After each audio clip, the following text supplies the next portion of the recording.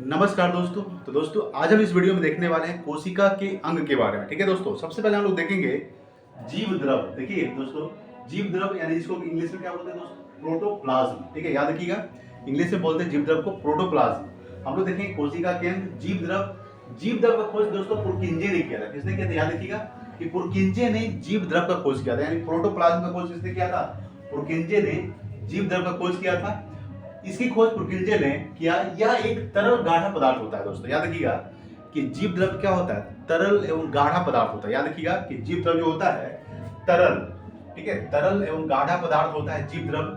हैक्सले ने इसे जीवन का भौतिक आधार बताया है। याद रखिएगा कि हैक्सले, ठीक है, हैक्सले ने इसे क्या बताया है, जीवन का भौतिक आधार बताया है। किसको, प्रोटोप्लाज्म को। यह एक गाढ़ा एवं तरल पदार्थ होता है। जीव द्रव का खोज किसने किया था, तो पुरकिंजे ने जीव द्रव का खोज किया था। याद रखिएगा।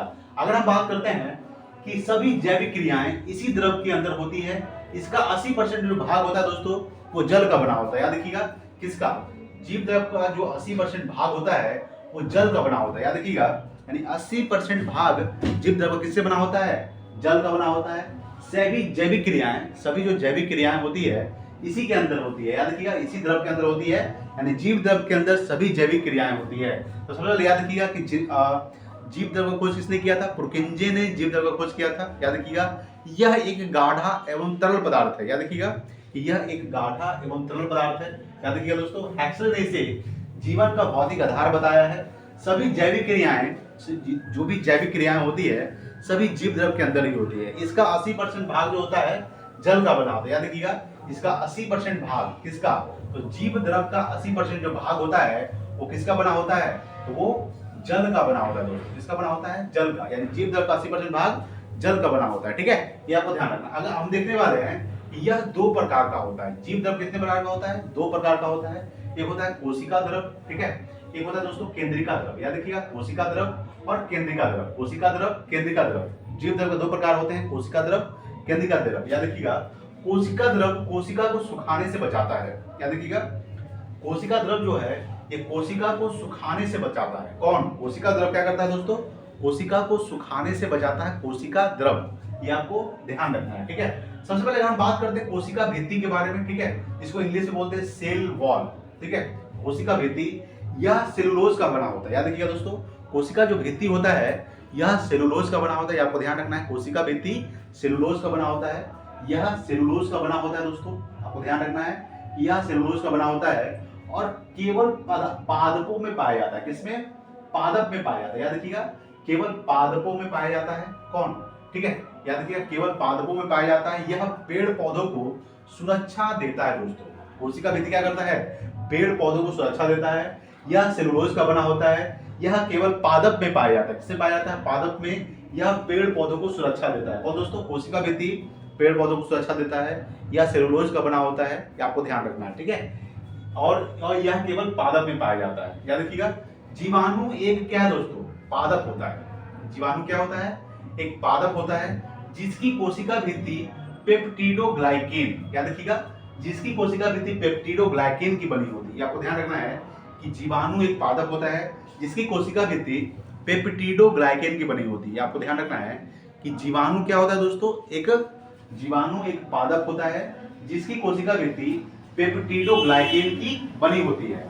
कवक की कोशिका भित्ति काइटिन की बनी होती है। याद रखिएगा कि कवक की जो कोशिका भित्ति होती है, कवक की कोशिका भित्ति काइटिन की बनी होती है। किसकी बनी होती है, काइटिन की। अभी ध्यान रखना है कि कवक की कोशिका भित्ति काइटिन की बनी होती है। ठीक है, अगर हम बात करते हैं अगला दोस्तों कोशिका झिल्ली, वो हम देख लिए कोशिका भित्ति। कोशिका भित्ति में क्या था, यह सेलुलोज का बना होता है और केवल पादपों में पाया जाता है। यह पेड़ पौधों को सुरक्षा देता है। जीवाणु एक पादप होता है जो कोशिका भित्ति पेप्टिडोग्लाइकेन की बनी होती है। ठीक है, कवक की कोशिका भित्ति काइटिन की बनी होती है। याद रखिएगा कि कवक की कोशिका भित्ति काइटिन की बनी होती है। अब हम लोग देखेंगे कोशिका झिल्ली, जिसको इंग्लिश में क्या बोलते हैं, सेल मेम्ब्रेन। क्या बोलते हैं दोस्तों, सेल मेम्ब्रेन, कोशिका झिल्ली को बोलते हैं। अगर हम बात करते हैं यह जंतु तथा पादप दोनों में पाया जाता है। याद रखिएगा कि कोशिका झिल्ली जो है यह जंतु तथा पादप दोनों में पाया जाता है। आपको ध्यान रखना है, यह जंतु में भी पाया जाता है और यह पादप में भी पाया जाता है। आपको ध्यान रखना है कि यह जंतु में भी पाया जाता है, यह पादप में भी पाया जाता है। कोशिका झिल्ली जंतु में भी पाया जाता है और पादप में भी, यानी कि दोनों में पाया जाता है। कोशिका के अंदर सभी अवयव इसी झिल्ली के अंदर रहते हैं, ठीक है। कोशिका के अंदर सभी अवयव इसी झिल्ली के अंदर रहते हैं। यह कोशिका के अंदर जाने वाले पदार्थों का नियंत्रण करता है। क्या करता है? यानी कि कोशिका जो झिल्ली है, यह कोशिका के अंदर जाने वाले पदार्थों का नियंत्रण करता है। कौन? कोशिका झिल्ली कोशिका के अंदर जाने वाले पदार्थों का नियंत्रण करता है। यह अर्धपरागमय होता है, ठीक है। ये आपको ध्यान रखना है। यह क्या होता है दोस्तों? यह अर्धपरागमय होता है, कुछ ही वस्तु को अंदर जाने देता है। क्या करता है? कुछ ही वस्तु को अंदर जाने देता है कोशिका झिल्ली। तो ये आपको ध्यान रखना है। सबसे पहले आपको ध्यान ये रखना है कि यह जंतु तथा पादप दोनों में पाया जाता है। कोशिका के अंदर सभी अवयव इसी झिल्ली के अंदर रहते हैं, ये आपको ध्यान रखना है, ठीक है। वो यह कोशिका के अंदर जाने वाले पदार्थों का नियंत्रण करता है, कोशिका झिल्ली, ठीक है। यह अर्धपरागमय होता है और कुछ ही वस्तु को अंदर जाने देता है, ठीक है दोस्तों। ये होता है कोशिका झिल्ली। अब हम लोग देखेंगे माइटोकॉन्ड्रिया। क्या देखिएगा? माइटोकॉन्ड्रिया, ठीक है। समझते हैं इसके बारे में। इसकी खोज अल्टमैन ने किया था। किसकी? माइटोकॉन्ड्रिया की खोज किया था अल्टमैन, ठीक है। आपको ध्यान रखना है कि अल्टमैन ने यानी कि माइटोकॉन्ड्रिया की खोज किसने किया था? अल्टमैन ने, ठीक है। यह ऑक्सीश्वसन होता है। क्या होता है? यह ऑक्सीश्वसन होता है। क्या होता है दोस्तों? यह ऑक्सीश्वसन होता है। यहाँ केब्स चक्र चलता है, ठीक है। कौन सा चक्र चलता है? केब्स चक्र चलता है, जिसके फलस्वरूप एटीपी का फुल फॉर्म क्या होता है? एडोसिनिन ट्राइफॉस्फेट। याद रखिएगा, एटीपी का फुल फॉर्म क्या होता है? एडोसिनिन ट्राइफॉस्फेट एटीपी का फुल फॉर्म होता है, जिसके फलस्वरूप एटीपी तथा ग्लूकोज बनते हैं। क्या बनते हैं दोस्तों? एटीपी तथा ग्लूकोज। ग्लूकोज का सूत्र क्या होता है? C6H12O6। ये भी ध्यान रखना है कि ग्लूकोज का जो रासायनिक सूत्र होता है C6H12O6। एटीपी तथा ग्लूकोज बनते हैं, ठीक है, और हमें ऊर्जा मिलती है। इसी कारण इसे कोशिका का पावर हाउस या शक्ति गृह कहते हैं, ठीक है। आपको ध्यान रखना है, कोशिका को क्या कहा जाता है? Power house of the cell कहा जाता है या फिर शक्ति गृह भी कहा जाता है, ठीक है। तो माइटोकॉन्ड्रिया, इसकी खोज किसने किया था? इसकी खोज किया था अल्टमैन ने किया था। यह ऑक्सीश्वसन होता है दोस्तों। कौन? ऑक्सीश्वसन कौन होता है? माइटोकॉन्ड्रिया। यहाँ केब्स चक्र चलता है, ठीक है, जिसके फलस्वरूप एटीपी तथा ग्लूकोज का निर्माण होता है, याद रखिएगा, और हमें ऊर्जा मिलती है। इसी कारण इसे कोशिका का शक्ति गृह या फिर power house of the cell कहा जाता है, माइटोकॉन्ड्रिया को। ये आपको ध्यान रखना है, ठीक है। मेन रूप से ये भी आपको ध्यान रखना है कि माइटोकॉन्ड्रिया एटीपी तथा ग्लूकोज बनते हैं, ठीक है। ये आपको ध्यान रखना है। माइटोकॉन्ड्रिया के आंतरिक दीवारों को क्रिस्टी कहते हैं। आपको ध्यान रखना है कि माइटोकॉन्ड्रिया के आंतरिक दीवारों को क्या कहा जाता है? क्रिस्टी कहा जाता है, क्रिस्टी, ठीक है। माइटोकॉन्ड्रिया के आंतरिक दीवारों को क्रिस्टी कहा जाता है, ठीक है। अब हम लोग देखेंगे दोस्तों अंतःप्रदम जालिका। इसको बोलते हैं एंडोप्लाज्मिक रेटिकुलम। इंग्लिश में क्या बोलते हैं? एंडोप्लाज्मिक रेटिकुलम, ठीक है। यह कोशिका के अंदर से आंतरिक सहायता देता है। क्या करता है?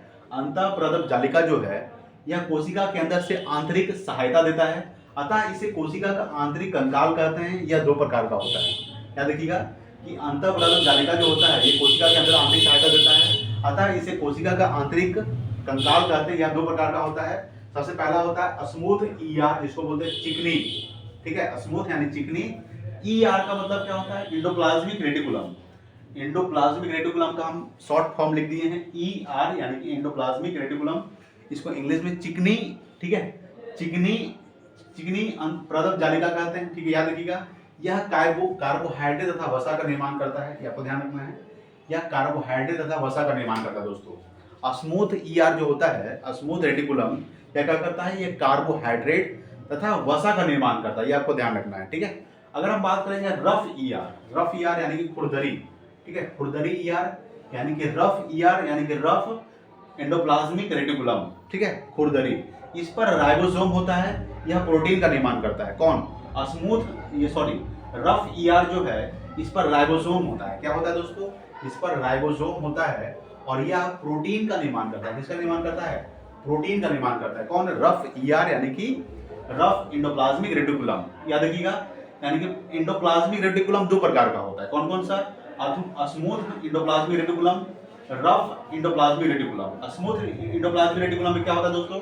यह कार्बोहाइड्रेट तथा वसा का निर्माण करता है। और रफ ईआर में क्या होता है? इस पर राइबोसोम होता है, यह प्रोटीन का निर्माण करता है, ठीक है। ये आपको ध्यान देना है। उसके बाद है दोस्तों राइबोसोम, ठीक है। याद रखिएगा राइबोसोम के बारे में।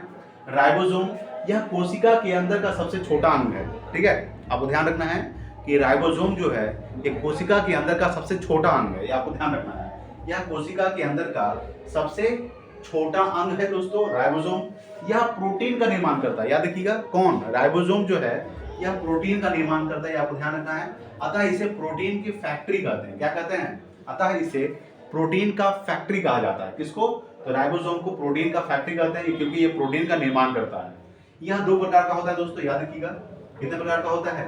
दो प्रकार का होता है। राइबोसोम दो प्रकार का होता है। 70S राइबोसोम, ठीक है, 70S राइबोसोम, याद रखिएगा 70S राइबोसोम, और दूसरा होता है 80S राइबोसोम, ठीक है। तो 70S राइबोसोम यह हल्का होता है। क्या होता है? 70S राइबोसोम क्या होता है दोस्तों? एग्जाम में सवाल ऐसे पूछता है कि प्रोटीन का निर्माण कौन करता है, प्रोटीन की फैक्ट्री किसे कहा जाता है? तो प्रोटीन की फैक्ट्री राइबोसोम को कहा जाता है। याद रखिएगा कि प्रोटीन की फैक्ट्री किसे कहा जाता है? राइबोसोम को प्रोटीन की फैक्ट्री कहा जाता है। 70S राइबोसोम यह हल्का होता है। याद रखिएगा 70S राइबोसोम जो होता है यह हल्का होता है तथा प्रोकैरियोटिक कोशिकाओं में पाया जाता है। याद रखिएगा कि 70S राइबोसोम जो होता है यह हल्का होता है तथा प्रोकैरियोटिक कोशिकाओं में पाया जाता है, ये आपको ध्यान रखना है। और दूसरा दोस्तों 80S राइबोसोम यह भारी होता है तथा यूकैरियोटिक कोशिकाओं में पाया जाता है। याद रखिएगा यह भारी होता है तथा यूकैरियोटिक कोशिकाओं में पाया जाता है 80S राइबोसोम। ठीक है दोस्तों, ये था कुछ कोशिका के महत्वपूर्ण प्रश्न, कुछ महत्वपूर्ण टॉपिक जो आपको वीडियो 2-3 बार देखना है दोस्तों। ठीक है, इसे देखने के बाद आपको बढ़िया तरीके से याद हो जाएगा। ठीक है, इसको आप नोट्स बनाते भी चल सकते हैं। ठीक है दोस्तों, तो हम लोग अगले वीडियो में आएंगे। ठीक है, आज के लिए इतना ही, मिलता है अगले वीडियो में। तब तक के लिए जय हिंद, वंदे मातरम।